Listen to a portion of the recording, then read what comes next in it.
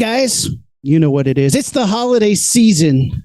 So we need you all to treat each other with love and respect. Buy each other gifts. Let's start up a Secret Santa. Fuck it. I don't give a shit anymore. It's the end of the year. I'm still trying to process 2020 and 2023 is rolling around the corner. Fuck me. We got a show, man. This is about as live as it's ever been, other than when we've had to do this live. No, because even then we prepped shit. Rumi literally wrote me yesterday and was like, hey, can you record tomorrow? Which is very unlike us. And I'm crazy sick. So I was like, hey, I don't know. Let me see what time I wake up. We'll do something at some point. Then I'm like, hoping to sleep in. Kent's daycare calls is like, we're fucking closed today. I was like, A, thank you for waking me up early on my one day off in the last 1,000 years. 2, thank you for waking me up to tell me that my sick day will now be spent taking care of my loud ass obnoxious kid. Then I at the end of the day had to run back to school, and Rumi's like, hey, you ready to record? And I was like, fuck. Fuck. Give me 45 minutes. I've been working in Savannah for the past 3 months. I've been driving home to Atlanta, which is a 4-hour drive every weekend, because somebody put it this way and I was like, fuck. They were like, every week you have a 2-year-old daughter. Every 2 weeks you're not home. That's a 1% of her life you've missed. I'm like, oh fuck. What asshole told you that? My roommate, he's a father of like 3 kids, and he will literally, like, if you wrap at 5:30 in the morning, he's in the car driving back to Atlanta. He lives really close to me, and it's like, well, shit, I don't want to look like an asshole dad. I better get on that. And it's just like, I like being around my kids, so it's like, yeah, I'll get home and do that shit. But it's like, yeah, that's a crazy statistic. And also, like, look, no offense to any of our Savannah listeners, but Savannah smells bad. And there's a train that drives through and toots like every fucking time it passes an intersection, which is, it's a city. So like every 20 feet. So it's just like toot, toot, toot, toot, toot, toot, real loud all the time. And then like twice a day, the tide goes out and it smells like dying fucking porta potties. Like if porta potties were alive, living creatures, and you slaughtered them. Like a porta potty rotted. Yes. But like not just one. I'm talking like a battlefield. I'm talking like some Game of Thrones level battle of the porta potty bastards. Worth of porta potties. Yes, it was a porta potty holocaust, and they fucking just are dying in some field in Savannah, and that's what it smells like twice a day when the tide goes out. It's a college town, so other than that, pretty cool. But fuck, I'd rather come home. Kate's like, we'll come down and see you. I'm like, no, don't, because everywhere I'd want to take you, I can't bring a kid. Like this awesome vinyl bar I found. Yeah, I can't take a kid there. Oh, this cool restaurant that like I had to get on a waiting list for, but like snuck in through the back door with our locations manager. No, I can't take a kid there. So it's like, no, I just want to come home. I also love the idea of Kate and Sammy in the car for 4 fucking hours, and they get there and they're like, hi, it smells like shit. My kid is just now understanding. It's stinky. Like Daddy poo-poo. I put Mexican food on her plate tonight. We did tacos, and she was like, it's stinky, poopy. And I'm like, no, I'm obviously not trying to feed you poop, kid. Anyway, happy holidays, motherfuckers. Let's get on with the show. Ignition sequence start. 6, 5, 4, 3, 2, 1, 0. All engine running. Liftoff. We have a liftoff.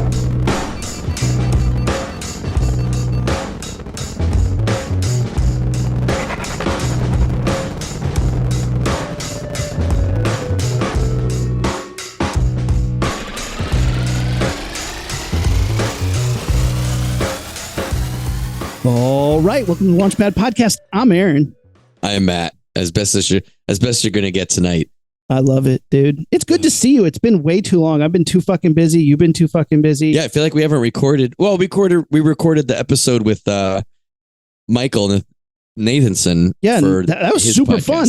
Hey, yeah. I hope you guys checked out his podcast. That always makes us feel good when people are like, yeah, I listened to these 2 idiots talk about dicks and pizza and Spider-Man shit. So I thought I'd check out your podcast. I hope he got that like nonstop. I hope most of his audience was like, hey, we're a Launchpad Podcast stands. So here we are, I guess. Well, like clearly they were trying to plug his podcast and promote it, and they did not have time to like vet and cross-check the people that he was going to talk to, because I know they didn't listen to ours. I know they weren't like, he wasn't like, let me talk to those Dick Pizza guys. Although he fit in. If you guys haven't listened to our episode with him, you definitely should. It's the last episode that we released. Michael Nathanson. Yeah, and that was fun.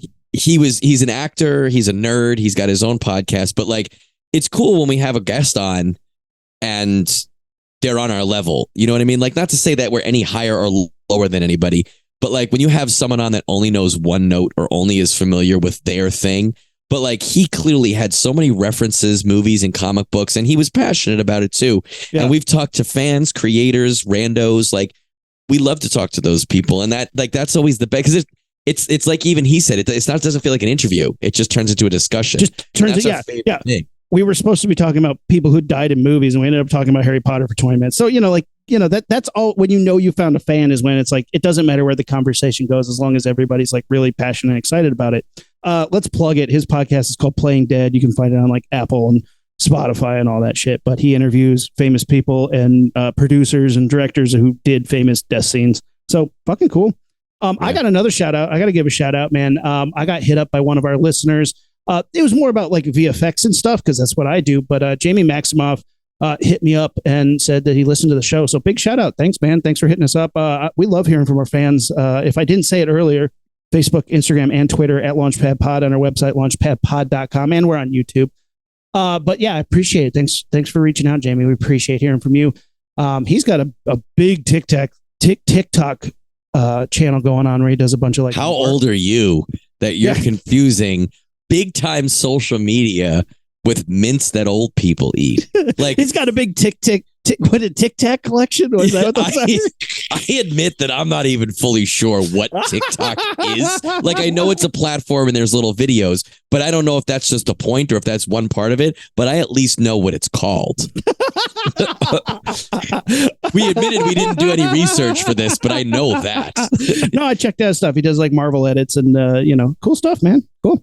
So yeah, check that out. What do we do today, man? I mean, I've had like almost zero time to watch anything, and I've watched two things. One was a TV series and one was a movie. I finally got Andor under my belt, but we can't talk about Andor yet. No, we can't do it without Kyle. I also haven't finished yet. Kyle Akahoshi is not here, so we cannot talk about Andor. You haven't finished it, dude? How many have you been? How many have you watched? 2, 3. Okay. Enough to tell you, don't spoil anything, but enough to tell you that I'm liking it. I'm liking it a lot. There's things in it that I'm not in love with, but overall, I like the vibe. I like the feel. I like the tone. Yeah. And I like that it's a part of that universe that we haven't seen. And we've seen a lot of the universe, but this is easily my favorite Star Wars thing to happen.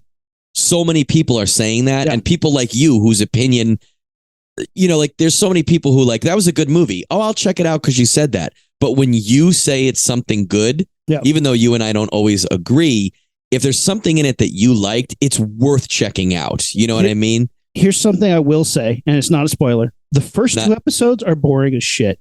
Like, and for me to be like, I dislike your first 2 episodes, but I stuck with it so that we could have an episode. And then to have the show turn itself around so hard that I'm like, look, fuck those first 2 episodes. I don't think they even should be in the series. From episode 3 to the end, you turned it around so hard. It's my favorite Star Wars thing to be created since the originals. As an adult, this is the best Star Wars thing I've seen. One of those episodes, I think, is one of the best written pieces of television, or whatever you're calling streaming bullshit these days, that I've seen in a long time. Like, not only does it have multiple scenes that are just stunningly written, multiple like monologues by characters that you're just like, oh my God, you're just stabbing me in the heart. I thought it was brilliant. So was your favorite turnaround the episode where Andor gets in his Aztec and runs over the gangster who's about to shoot his partner in the street? That's from Breaking Bad. I know. That's the best reference. My brain is so fucking muddled. I was trying so hard to come up with a topical, funny TV reference to make, and that's I'm telling you all right now. If you want to listen for the rest of the episode to listen to Rumi's jokes, it's probably worth it. Probably worth it. This is as good as you're going to get tonight. Breaking Bad. I mean, if you want, I'll just go into why I don't like that show. No, But I watched Barbarian, man. Barbarians. Which, Yeah. Barbarian. Sorry. Singular Barbarian. That's the sequel is Barbarians. I just watched Barbarian from 2022, which I had heard tons of good stuff about. Everybody's like, oh my God, I love it. And they're like, don't know anything going into it. So I was like, same. And were you clean going in? Because I was too. Completely clean going in. So now I feel like such a hypocrite because I'm like, guys, you got to go in clean. But here we are. And here's an episode where I'm going to tell you about it. I'm going to tell you all about it. So if you haven't seen Barbarians and you're like, Barbarian. Sorry, Barbarian. If you haven't seen The Barbarian, that'll be the 2048 remake, The Barbarian. If you haven't seen Barbarian and you don't want spoilers, I guess this episode's a fucking bust. We'll pause right now. Go watch that shit. I think it was on HBO Max like a week or two ago. I don't know if it still is. Go do that and come back. Hurry up. We'll wait for you. TikTok. We'll wait. Yeah. Tick, tick, tick. You watched it? TikTok. Tic-tac. That's that social media thing again. There it is again, coming up to bite me in the ass. Did you watch it? Yeah, I did.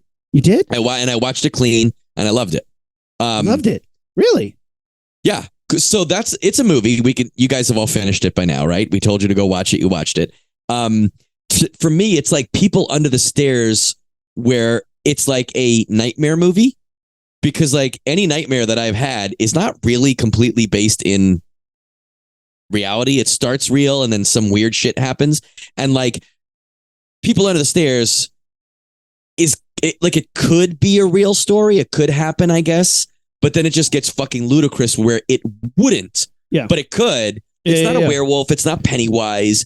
But like it's people trapped in some weird ass fucking people's house and they end up having weird groundling people crawling out of the walls and shit at the end. All that could happen. It's not so far-fetched, but it's just so fucking bonkers. And this movie, like, again, you could argue that a lot of this stuff couldn't happen. But like, it could, and it makes sense. And it's just one of those things where like at any given moment, those protagonists could be like, how the fuck is this happening to me? And I think that's a very interesting subgenre, I guess, in my own head.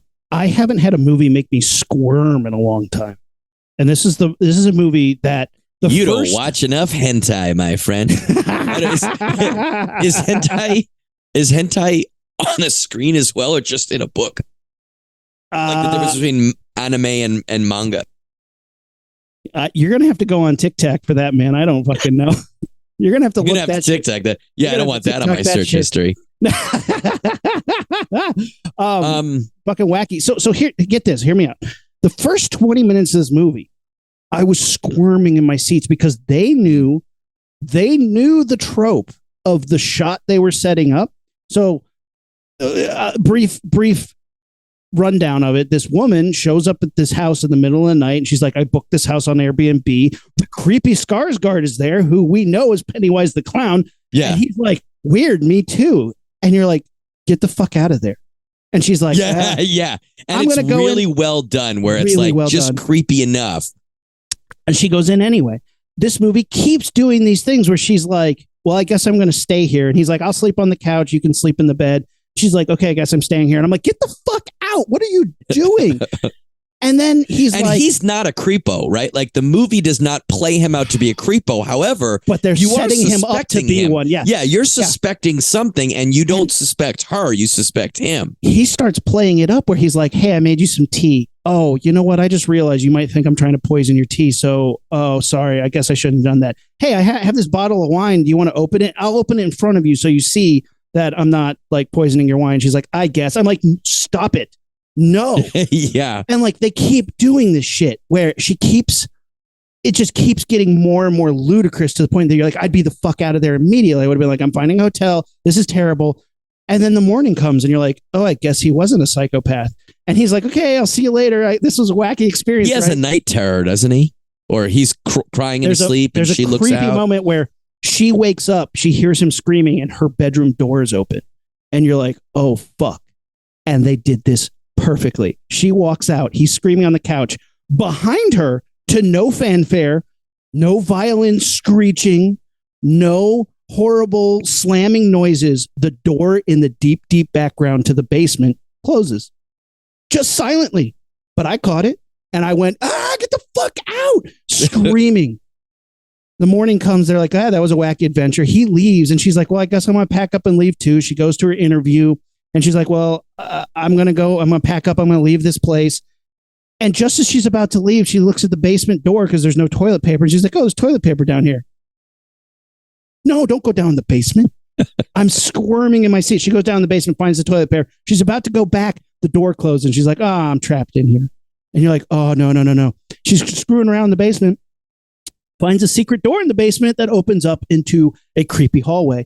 And she's like, well, I guess I'm going to go down this hallway. And she, with no lights, no phone, she's trapped in the basement. She's going to go down this creepy hallway through a door she opened. This is in the first 20 minutes of the movie. So she leans a mirror against a chair to bounce some light down the hallway. She goes in and finds which I was like, that's pretty smart and innovative.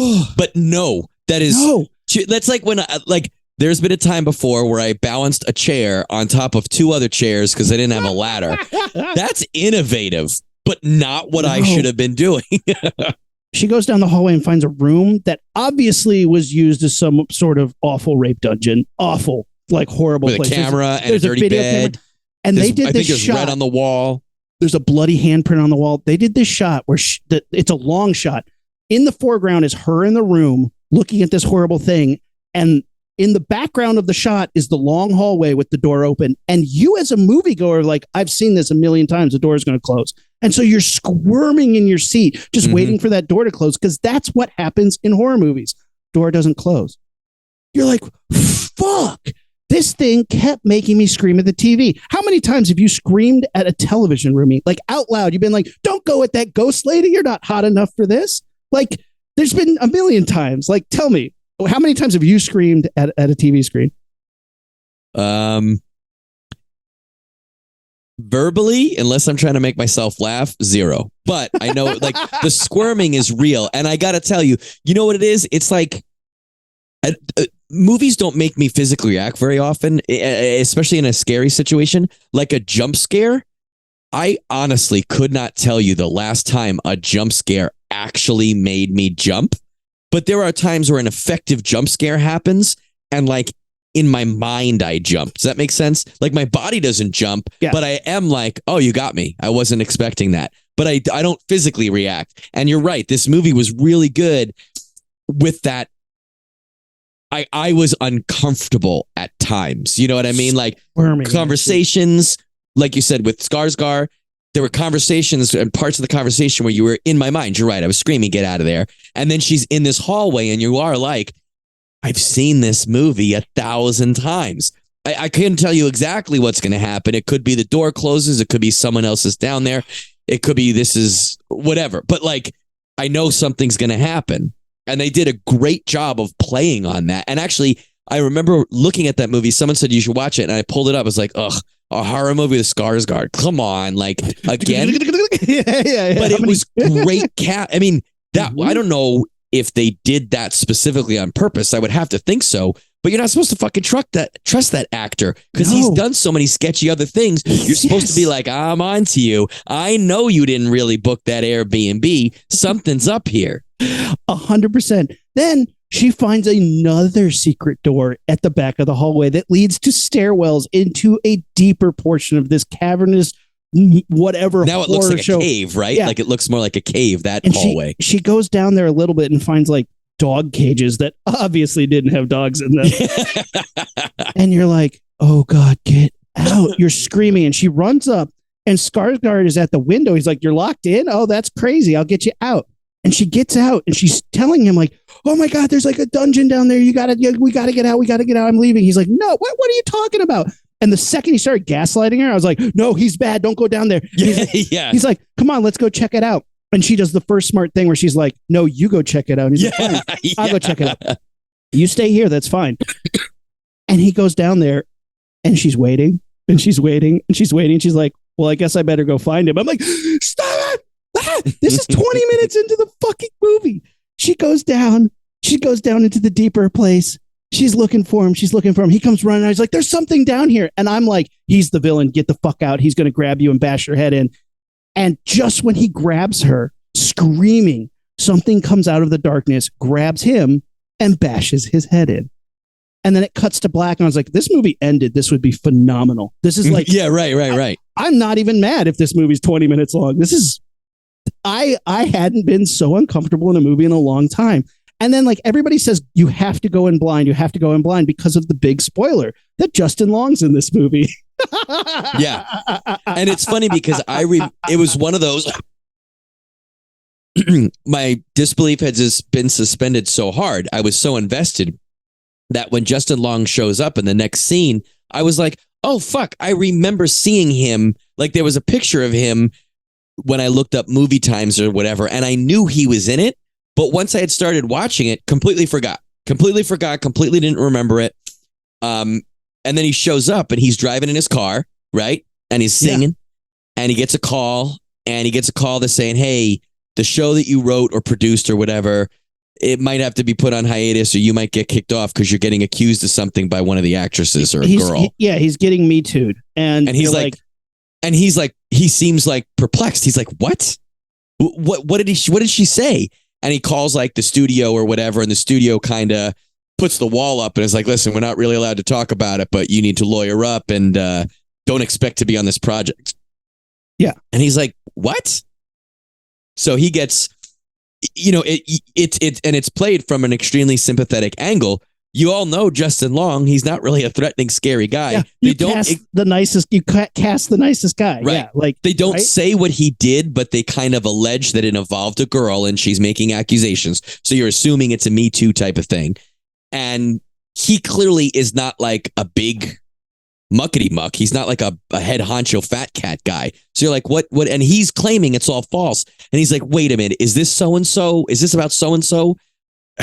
Can I talk to her? Can I hear what this is? And they're like, no, just, get your lawyer and shit. So he goes to talk to his lawyer and his lawyer's like, even if this is false, even if you're cleared of all this, it's going to hit you financially. You need to start liquidating. And he says, I got a house in Detroit, which is where the last fucking scene took place. And he's like, well, I'll go liquidate that. I'll go figure it out. And everyone he interacts with is like, you scumbag. And he's like, oh man. So he shows up and he's kind of an asshole, but like, you don't know, you're still on the fence about him. And they do wade into it. Like that whole first thing, he's whatever. Then he gets to the house and he's talking he's like, the fucking door is open and the window's broken and this is this. And he's yelling at the people. Kind of a dick about it, yeah.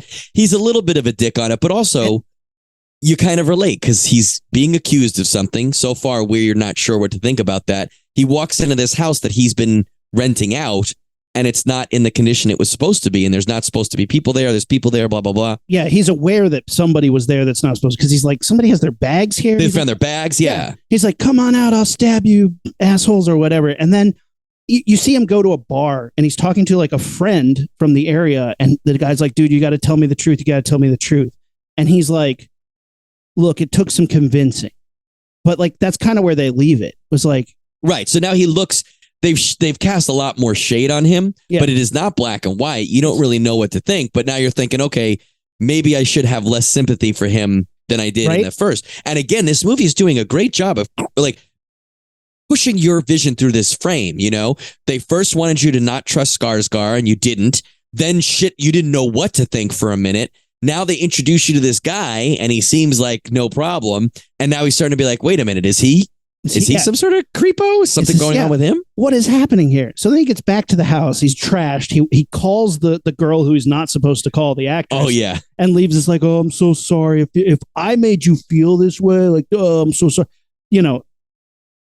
Breaks all the rules. Shouldn't do that. Wakes up the next morning, trash, puking, and he goes down in the basement and finds the secret room. And he's like, what the fuck? Jackpot. And he starts typing in like, because he's trying to sell the house. Yeah, he's like, how do I count subterranean rooms as square footage? And you're like, oh, this guy's a dumbass.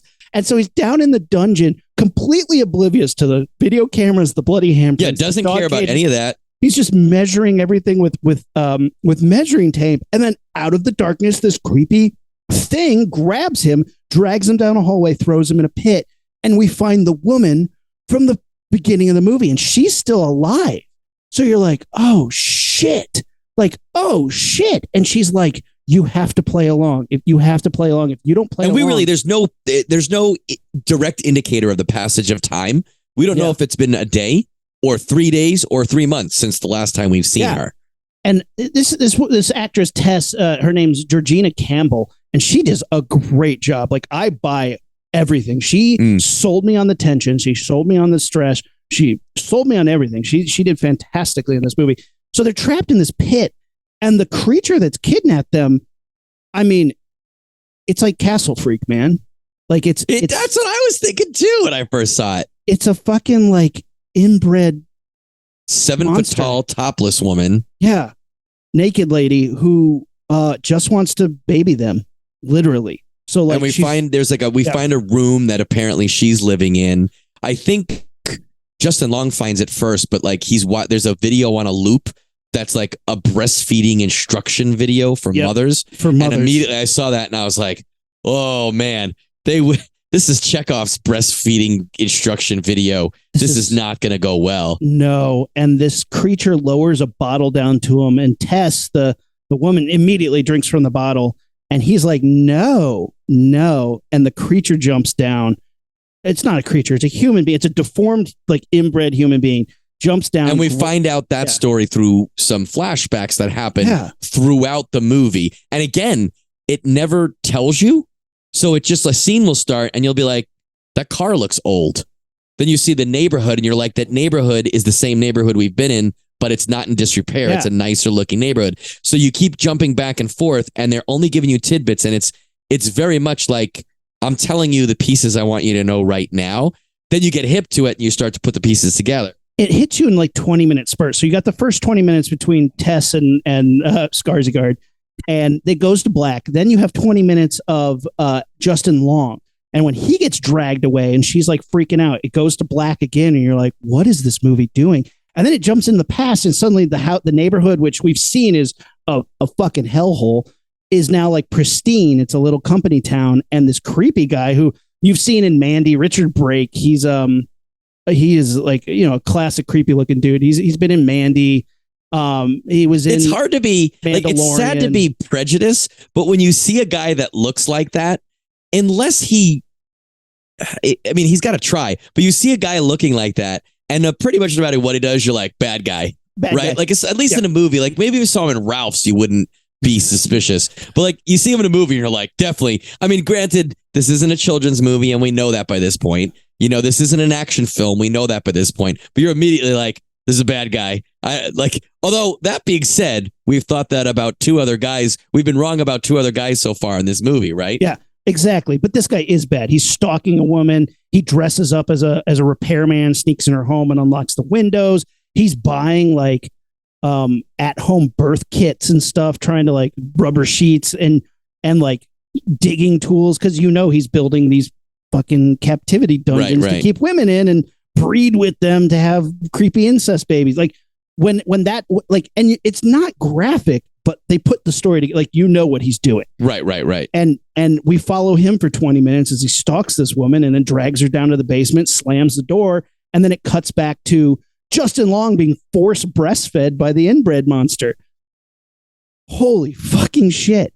The girl escapes.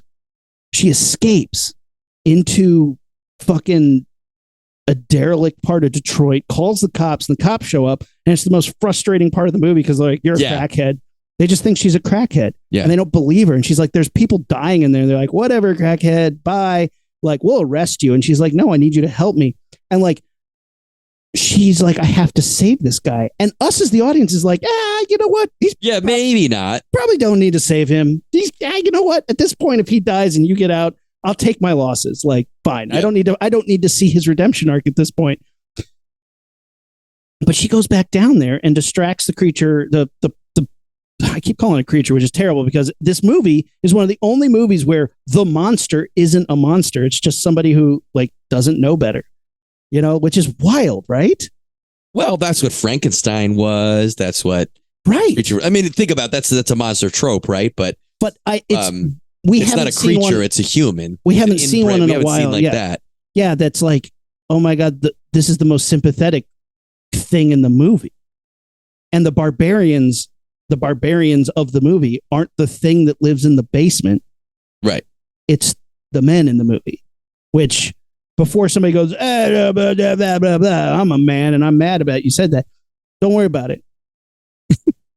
Justin Long escapes and he's going down the hallway and he goes further down the hallway. Deeper. And he finds this creepy room with the guy, the kidnappist rapist guy in there, but he's super old. And you're like, bedridden. And we know who it is at that point, right? We know it's him, but we know Justin Long doesn't know the flashbacks we just saw where we know he created this stuff. So we know he's down there because he wants to be, or because of a relationship he has got with the creature lady. But Justin Long thinks it's another victim. And he's like, I'm going to help you out of here. And there's this moment where he's having this stare off with him because Justin Long's trying to help him. Like, I can get you out of here. Let me try and help you get you out of here. And the guy's like, give me something on my nightstand. Give me something on my nightstand. They're doing it again where you're like, no, get out. Get the fuck out. Don't. And he's like, what, you want some water, man? Here's some water. And he's like, man. And you're like, he's getting a knife. He's getting a gun. He's getting a weapon. He's going to kill you. And he pushes the nightstand next to him. And you're like, no. And Justin Long's looking around. He finds a videotape that's like Redhead Walmart parking lot. And he pops it in. And you realize that this guy's been chronicling his horror show that he's been having out in this basement. And Justin Long turns around and is like, you monster. And I thought this was the most brilliant part of this movie because in that moment, there are two men who have done similar things. Now, Justin Long isn't dragging women down to a basement, keeping them captive forever, but he's still a rapist. The old man is the monster that Justin Long easily could be if he just kept going down the same path, but that's not the crux yet. Later on, Justin says, am I just a good person who did a bad thing? Right. But that moment where they stare at each other, it's like, it's the thin line that separated what Justin Long did versus what this guy's done. Or the big line, depending on how it works out. But I was like, that's a brilliant moment to really, really show the stark contrast of that. And still say, yeah, but did they do the same thing? And people could argue the black and white or argue the gray area, but he's still a rapist. And it is really great because this movie, what the movie's doing is great because it really puts you on a ride, right? And I guess one way to look at filmmaking, I won't even say the best way, but one way is that you're on a ride, right? It could be a pleasant ride. It could be a scary ride. It could be a mystery ride. It could be a nostalgic ride, whatever. This movie really is like one of those roller coasters that has hard turns. Because like, you know what I mean? Like literally, you ever been on a roller coaster where all of a sudden it cuts and you like really hit that side? It's like Skarsgård. He's a victim. And you're like, what? And you get pulled to the side. Then it's like, Justin Long, oh, he's just a cuddly guy. Don't worry about him. Oh, he's being wrongfully accused. There's truth to it. And you get jerked to the side. Then he meets this monster. And you're like, wait, who am I rooting for? Because doesn't the guy pull a gun on him? Yeah, he pulls a gun on him and you're like, oh, yeah. But then you're like, do I want him to shoot or not? And like, you don't even really have time to really think about it. But it puts you in that position of, wait a minute, who am I for in this? Like, what do I want to even happen? Because I've already written off Justin Long when the woman was like, and she had the opportunity. I was like, leave him behind. Right. But now he has a gun pulled on him. I'm like, well, shit, do it. Like, fuck. Well, the old guy kills himself. And Justin Long takes the gun and starts to escape. And meanwhile, Tess, the girl, she's looking for Justin Long. They're trying to, in these tunnels, escape the monster human, the castle freak in the tunnels. And Justin Long accidentally shoots Tess, shoots her in the gut. And you're like, fuck this guy. And he feels bad about it, but you're like, God damn it, dude. He gets her out of the house and they're basically now in the neighborhood and Castle Freak is chasing them. And that's another part that to me feels like a nightmare. It's like a part in a video game where you pass a certain point where you think the threat has stopped. Because so far, Castle Freak has stayed in the house. If I'm not mistaken, we've seen Castle Freak in the window trying to get Tess as she escapes. But the Castle Freak stays in the house. So I think part of you thinks, and the movie leads you to believe, that Castle Freak's domain is that those caves and it stays there. You don't think that she's going to come out of the house.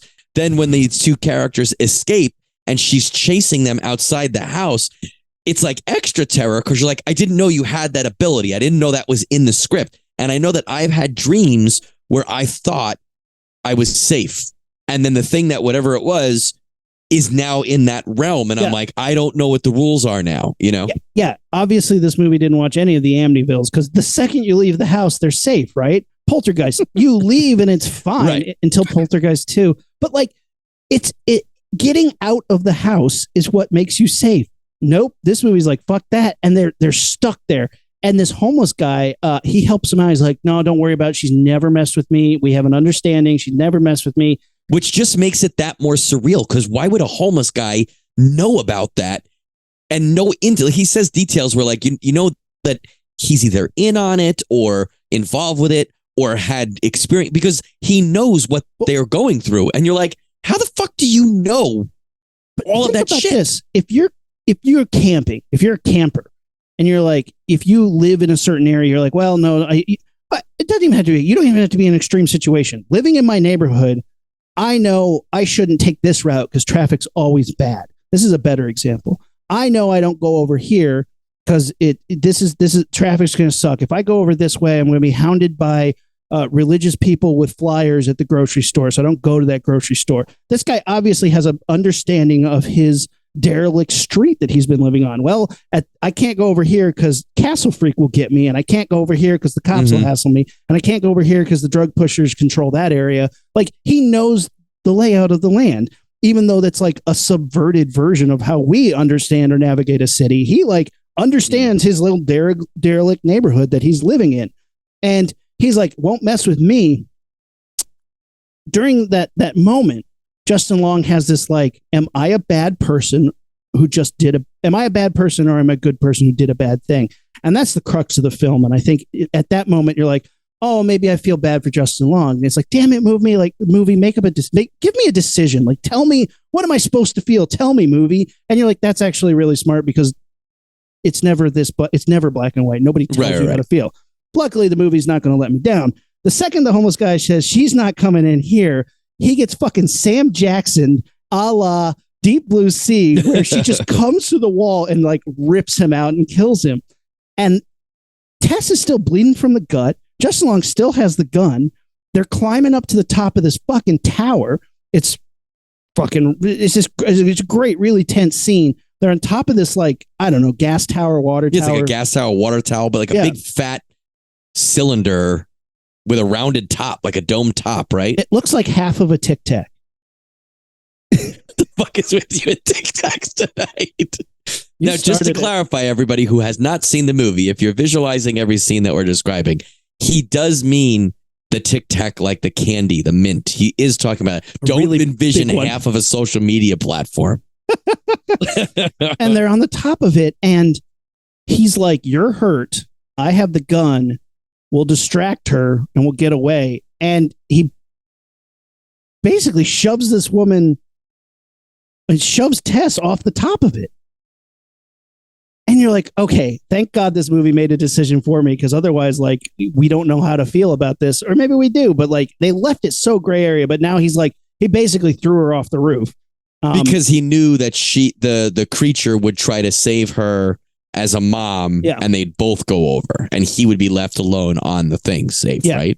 That's what his thought is. And he throws Tess off. Castle Freak jumps after her, being like, mommy, trying to save her, like catches her on the way down. Physically impossible. Whatever. It's fine.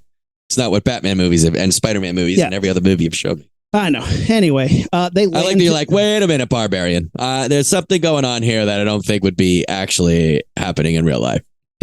Anyway, they land together. Justin Long sees them both down on the ground, fucking splat. He goes down there, and Castle Freak jumps up, grabs his face, and crushes his head in like an amazing. Wait, doesn't he go over to Tess and apologize to her? Isn't he like, I'm sorry that I did that, but I thought I had a chance? Isn't Tess still alive? Tess is still alive, but she's hurt real bad. And but like he goes over and feels bad and is apologizing to her. And then Castle Freak is like, no. Yeah, Castle Freak's like, no, smushes his head in fucking like Jason smishing eyes. It's great. It's a good head squish. And then Castle Freak bends down to Tess and is like, baby, baby. And you're like, oh my God, she just wants something to love. And Tess is like, I'm sorry, mommy. Shoots her, blows her brains out. Fucking gnarly. And then she gets up and walks away. Again, I don't buy that part, but you know what, movie? You did good enough that I'll give you that. You can walk away into the sunset. But my mind is also like laughing because it's like now she's in like shit Detroit and like has to like walk like in my mind. She looks more crackhead than ever. Yeah, with a bullet wound. Like I watched Black Hawk Down. That's my mind of what like she has to do now is like march out of horror show Detroit. Mogadishu. Fucking Detroit. Great movie. Like good horror movie. You know, not supernatural. Honestly, really well crafted and pretty damn effective. I think the end might have gone a little over the top, but in a way that I like. And yeah, just man, but the first 20 minutes though I thought were almost genius. Like that's some of the best. Agreed. But like you said, the rest of the movie was so good, though, even though it changed lanes hard, like it changed tracks to a different movie, it did it well. And that movie was well done and well told. I didn't necessarily miss the first movie. Like there's plenty of movies where once they hit that line and they change tracks, even if they do a good job, I'm like, well, I still prefer the first movie. Yeah. I don't know if I prefer, like you could have made an hour and a half movie out of, we both had this Airbnb. Who's right, who's wrong, and you could throw plenty of twists and turns in there. It didn't involve secret cavern with incest giant Amazon baby, but yeah, it was just so good. And it's interesting. I didn't think about this, but like, how many different? I don't even mean rewatches. How many different horror movies do you think either of us have seen in our life, ranging from shitty to like the fucking Exorcist? I'm looking at like 7 full shelves of DVDs and Blu-rays. Yep. Like thousands? 1,000? I don't even know what the number would be. But like, there's so many tropes and so many different ways you can make a horror movie. I would think that people like me and you, I'm not going to say we're authorities, but we're pretty fucking well versed. When we're 20 minutes in and we literally have zero clue where we're going, in a good way, then you're doing a good job telling that story if that's where you want me to be. And I'm sure those filmmakers were like, we want you to be like, what the fuck? It's a very much, and I recently watched Psycho again, and it's like, to think about watching that movie when it came out and Marion Crane dying in the first reel, you're like, what the fuck is this movie going to be about then? And that's such an upending experience that for certain genres, like it shouldn't happen in a kid's movie, shouldn't really happen in a romance movie. And not that it couldn't, but in a horror movie, it makes sense in the realm, in the realm of where we are. But in this kind of movie where it really puts you in the tone and the mood and the situation, because none of the people in that movie knew what the fuck was going on either. So at any given point, you are like, where is this going? It just feeds into the confusion and the twists and turns of the film. I loved it. I thought it was so good. And when you can craft that tension and hold it and break it at certain pieces to give a little bit of release without making me feel like you're manipulating me or gypping me, that was good. I loved it. It's one of those movies I'll be excited to rewatch it, because now it's like when you go on a roller coaster that you've never been on before, even if you see it from the outside, but especially if you don't know about the drops, you don't know about the turns, you don't know about the tunnels.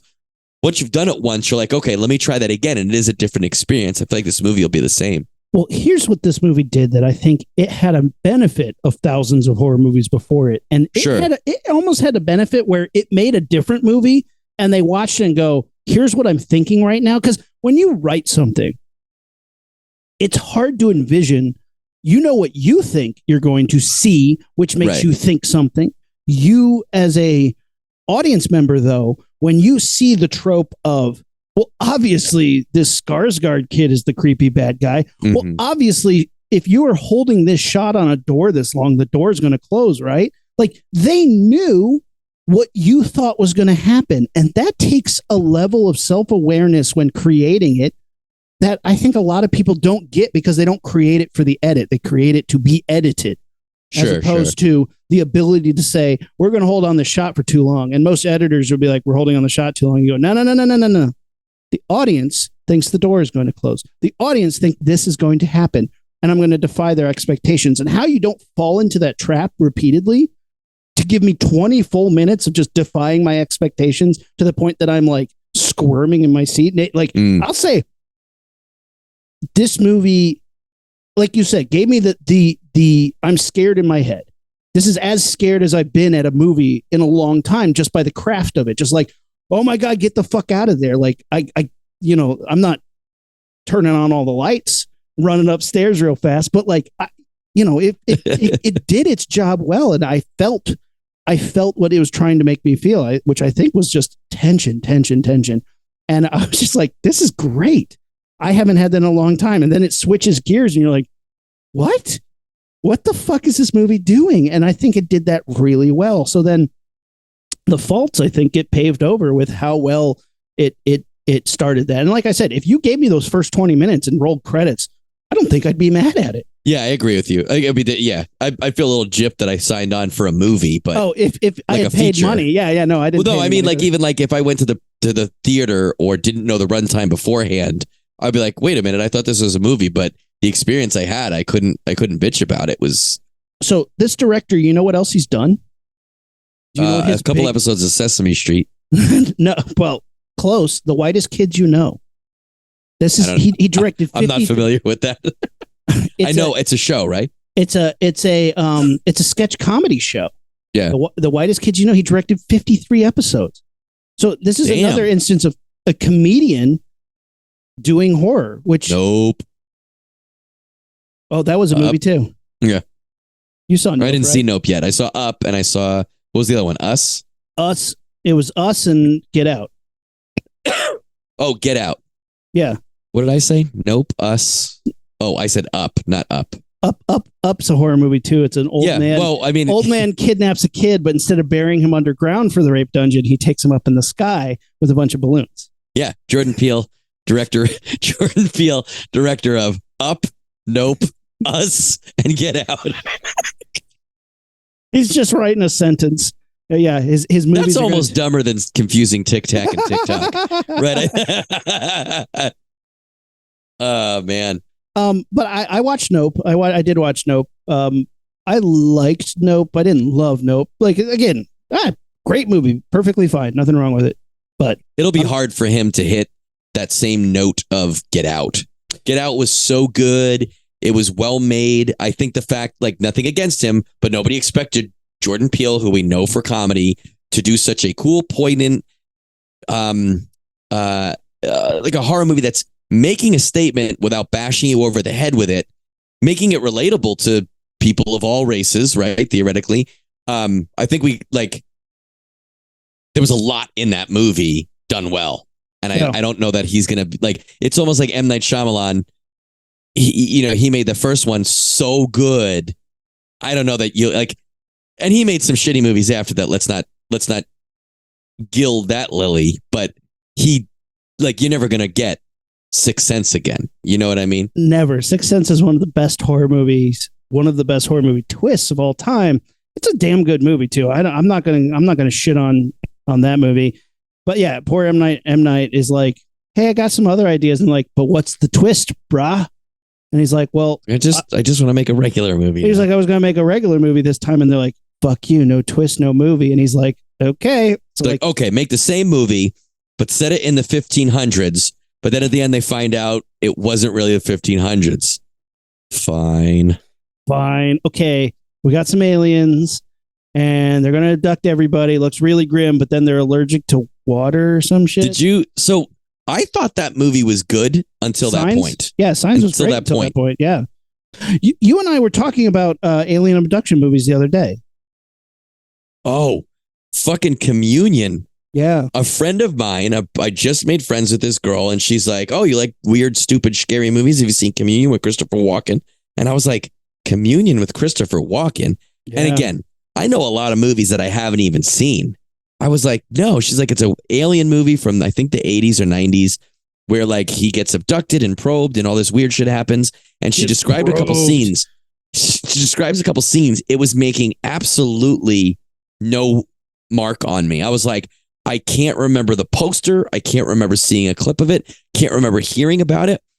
And I watched it.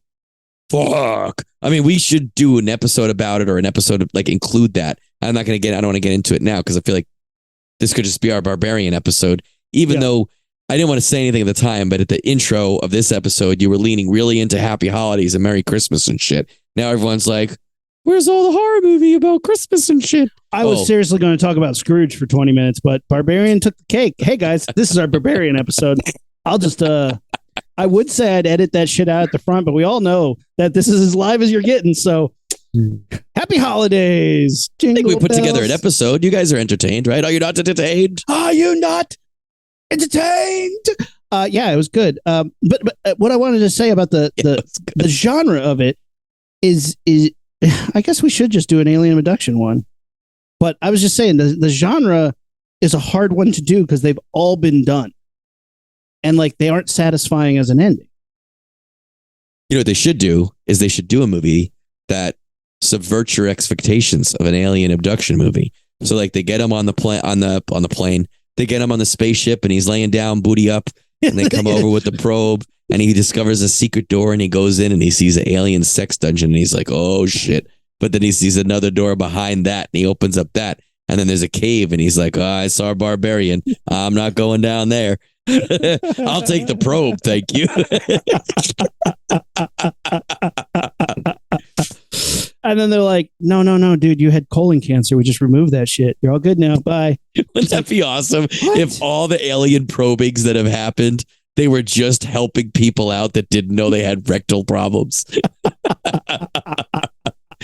I honestly, we'll talk about this for alien stuff, but watching that movie, I was like, this is the umpteenth alien abduction. Aliens came down and probed me. And the thing that got me thinking is there is a scene in that movie where a bunch of people who think they've been abducted or probed or whatever are in like a support group, and they're talking about it. And I remember like, oh yeah, they came to learn from us. They said I was their new god. Each person had a different weird take. But I just remember thinking like, first of all, what are they going to learn from us?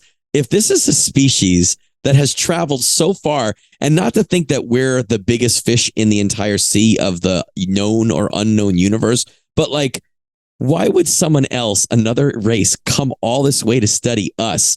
And if they're going to study us, the best thing they can do is shove shit in us. Like if we found a new animal, that's not how we would study it, right? I mean, maybe they have better techniques than we do and it evolves up the booty hole. But that doesn't make sense to me. Also, wouldn't they be sticking shit up everything's booty holes? Like rabbits, ducks, trees, everything would be getting probe. Why would they just probe us? Because we're in charge of the planet, you know? I doubt point. That. It's a good point. Now we have to do this episode because I have so much to say in response to that. So we'll just have to. Well, also, I have a whole list of really good topics that I want to tell you, but one that I just thought while talking about Barbarian is I've been super pleasantly surprised in the last, let's say 5 years by multiple movies that I knew zip nothing about, and a couple more that I knew the tagline or the one-liner about the movie. That's all I knew. And I love watching movies like that. Even if I end up not liking the movie, I love not knowing shit about it. And I think in the case of Barbarian, it only makes it better. You know what I mean? I don't know how you write a 2 or 3 sentence summary to adequately prepare an audience for that movie. Yeah, but there's been so many other movies that I've known, like The Following. I love that movie. And you could write a succinct summary for that movie, but I knew literally nothing about it other than it was supposed to be a horror movie. And I loved it because I had no expectations. I had no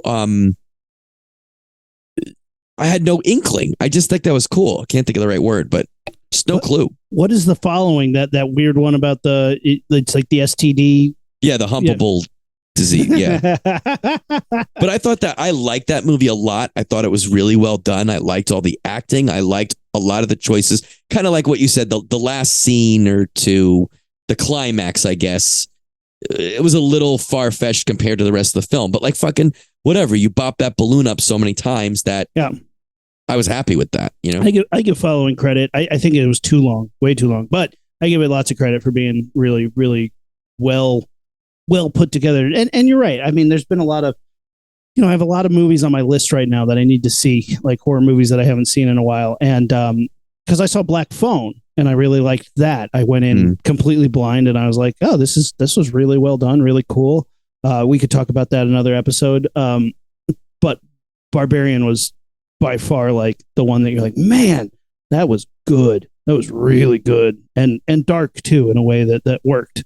I hope to God that there is someone who is not familiar with the movie Barbarian at all. Listen to the beginning of this episode where you kept calling it Barbarians. I wish that they stopped our episode, watched a different film called Barbarians, and then started listening to our show. And it's like, what the fuck are they talking about the whole time? But hopefully Barbarians is just close enough that person doesn't realize that we're not talking about the same movie that they watched. A dinner party in a country house that sees four friends come together for a birthday celebration. But as the night progresses, secrets emerge of unsettling events begin to unfold around them. And it's 2021 Barbarians. And it has one of these actors, Ewan Rayan, who played shithead Ramsay from Game of Thrones. So already here's an actor who you're like, this is a bad guy. And like it has all these other people in it. You're like, so I wonder, like it already has an actor who you're like, bad guy already. I know this guy's going to be a bad guy. I wonder what this is going to happen. I wonder what. So the best. Sorry, everybody. I'm trying to turn the mics off for my coughs, but I'm hoping there's also listeners who do the reverse, who turn our episode off and are like, all right, let me get into this episode. Let me get into this Barbarians movie. And they start playing that Barbarians and they're like, all right, when is Skarsgård going to show up at this dinner? Oh my God. No, this is going to be good. This is going to be good, man. I liked it. I liked it a lot. I think we had a good year for horror overall. I agree. Whole list of stuff I need to still see. Still haven't watched Terrifier 2, but luckily I don't have to like go in blind. I know it's about a clown that kills people brutally. Pretty sold on that. That's already I know what that is. I don't need to really go in blind. But there's there's a couple of them. There's a handful of them that I really want to see. So very exciting. There's a couple of Santa horror films coming out this month. A bunch. Week. And I watched 2 in the last couple days. What would you watch? The Nutcracker Massacre. Okay. Recommend. I want to try to get a copy for us to review, but I'll talk about that more in depth later. He Knows. What's not that? Bad. Nutcracker Massacre. The cover looks awesome. I guarantee you this movie. It's not that awesome, but it's better than I thought it would be. And it's one of those movies that, my standard is always, would I buy it? And if I will buy a movie at this point, it was worth watching for sure. Like it was actually more than worth watching. Because even Barbarian, I don't know if I wouldn't buy Barbarian unless it had great special features or it was on like a decent sale. Because I don't know if I need to own that. The Nutcracker had one scene that I need to have on DVD. The rest of the movie, take or leave. But there's one scene where I need to have that. He Knows does not have a good cover, but you said, It's not bad. It's interesting. Okay. Well, interesting is giving it more credit than it deserves. He Knows is fine. It would have been better for shitty movie than watching it by myself. But it had some decent special effects, actually done by a guy who I used to work with on Grimm. Decent special effects, a decent enough premise that they then stray from 2 or 3 times where you're like, wait a minute, but you told me that this was that. And they're like, well, don't worry about that. And they're like, it was James. And you're like, who the fuck is James? I literally don't recognize his face and I don't remember the name. But like, fucking who cares? Whatever. It's fine. Real low budge, though. I'm looking at this. The behind the scenes, like when I know the camera is only worth $3,000 that you shot this on. I watched 2 terrible Thanksgiving movies that were terrible, terrible. Ugh. This was not like those two were unwatchable. I would not tell you to watch those, even in a group for Shitty Movie Sunday. These two that I just mentioned for Christmas, definitely Shitty Movie Sunday material. Easy, no problem. And enjoyable that way. I'm excited for Violent Night, the David Harbour Killer Santa Claus movie. And no one else here is. I'm dying to go. Damn, I'm really excited for it. And then the other one, what is the name of this movie? The Mean One. The Mean One? That's the Grinch. The Grinch? One. That's not the one I'm thinking of, but yes, that is also looks pretty good. I'm thinking of Bloody Christmas something. The one with the robot Santa. Yeah. Yeah. I missed that. That was in Christmas, theaters here. Bloody Christmas. Yeah. I missed that one in theaters before, which was a bummer. They did like a new second night. Boom, sold out immediately too. That's literally my favorite genre of film ever is shitty Christmas. Not shitty Christmas. Christmas horror. Either great Christmas horror or funny shitty horror. I don't care. That's my favorite Christmas. My problem with the Mean One is it's trying to be funny. Mm-hmm. And look, that can work, but if you wink at me too hard throughout this movie, I'm turning it off. I'll give it the watch though. Actually, that guy the director of that used to come to Shitty Movie Sunday. He was dating my friend Rachel. I don't know, like years ago. The guy who plays the evil Grinch in that is David Howard Thornton, who plays Art the Clown in Terrifier 2 and Terrifier 1. And Terrifier 1. Yeah. I'm excited for the Mean One. I think that will be good. Oh, well, I think it could be good. What's this guy's name? Lamort? Stephen Lamort? Yeah. Interesting. I don't know what else he's done or anything else. I remember he was plugging this last year, but he was plugging the trailer. And I was like, I want to see the movie. Now the movie's going to be out, I think, in a couple days. Yeah, here it comes. I mean, if we'll probably get one more episode in this month. Definitely will, but that'll be like the last of the year. So I think we should hopefully have watched some of these Christmas horror movies, and we can do one more episode about them. What do you think? Deal? Fuck yeah. Oh, I'm definitely watching them. Good. What's this other one? The Leech. A holiday horror film. Yeah. Father David, a Catholic priest, struggles to grow his congregation, encounters a stranger by the name of Terry, asleep one morning after Mass. How far one man's willing to go to order to save the life of strangers. I don't know, but it's got a guy screaming in a Santa hat, and it's released by Arrow, which usually doesn't disappoint. There's one on Tubi right now called The Killing Tree or The Killing Trees. That looks, I don't know. I don't know what the actual movie looks like, but the cover and the description, I'm like, fine, I'm on board. There's actually a lot right now, even on Amazon and Tubi and stuff like that are free. And I was thinking of buying a couple too, just to check, because it is my favorite. There's one that's got Kira Cedric in it, I think, called Silent Night, I think, something to that effect. I haven't watched it yet, but it looks like it's a quote unquote legit movie, not just something that got shat out. The other one that I'm really interested in is Day of the Beast, which is like a Spanish film. It's a Spanish film from 1995, Spanish-Italian black comedy that takes place around Christmas. So that is high on my list. I think that's on Shudder of ones that I need to see. All right. Well, so this episode is going to come out today, right? Because you're listening to it now. So as far as you're concerned, listeners, it's out. So this is going to come out now. Yeah. So maybe our next episode is going to be a shitty Christmas. Can we say that? Yeah, let's say it. Shitty Christmas. Shitty Christmas, motherfuckers. Because we teased so much Christmas at the beginning of this, delivered on zero Christmas. Unless you get Barbarian for Christmas on Blu-ray, then Merry Christmas, motherfucker. We take credit for that. Yeah, right?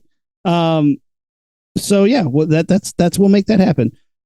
We only got one thing left to do, Rumi. Let's blast this fucking thing off, right? Yep.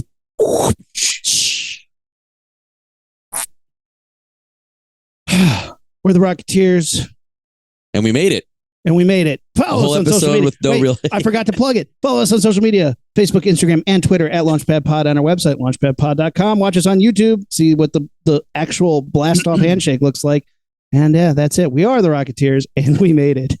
Yeah, we made it. I was with no real prep or anything. No, I'm not. No real prep. No prep. I didn't prep anything. I usually prep at least. what have you been watching? I still look shit up. I still watch one of the movies I'm talking about. Yeah, the Shitty Christmas, December 21st. Look for it. Dude, this episode was so shittily prepped by me. I made a fucking cup of tea, and as I put it down, a giant hairball of my dog's fur was floating in it. And I was like, what? How did that even happen? And that's how this whole day has been. And like, I didn't even prep the episode, let alone a goddamn cup of tea to drink during the episode. Oh my God. Now I sound like more of an old man than you, Tic Tac.